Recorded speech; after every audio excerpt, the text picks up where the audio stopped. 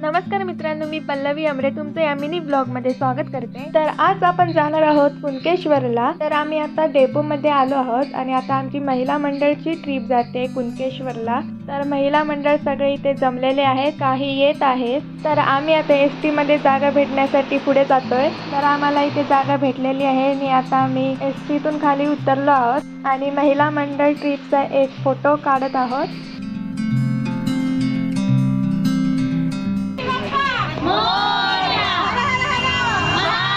तर आम्ही आता कुणकेश्वराला जायला निघालो आहोत।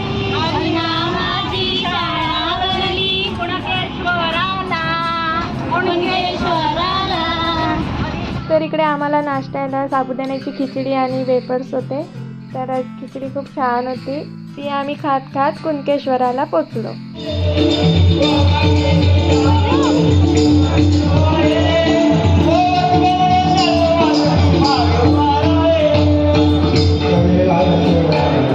कुणकेश्वरला आल्यानंतर आम्ही पहिलं दर्शन श्री गणेशाचं घेऊन आम्ही पुढे कुणकेश्वर मंदिराजवळ आलो।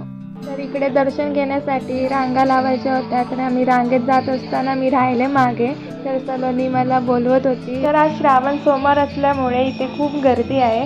तर हा श्रावणातला तिसरा सोमवार आहे, तुम्ही पाहू शकता इथे गर्दी।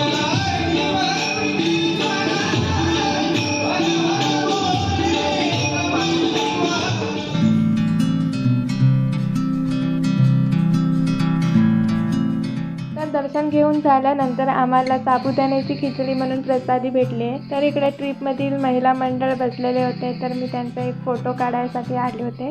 तर म्हटलं एक व्हिडिओ पण करूया। त्यानंतर आम्ही आलो समुद्र बघायला।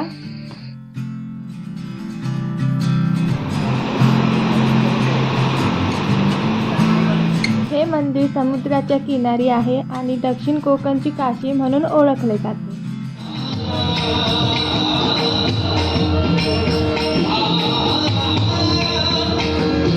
कुणकेश्वर मंदिर हे महाराष्ट्रातील सिंधुदुर्ग जिल्ह्यातील देवगड तालुक्यात असलेले एक प्राचीन शिव मंदिर आहे। दर्शन झाल्यानंतर आम्ही प्रसादी घ्यायला दुकानात गेलो। आम्ही लिमका पितो, गरम झाले।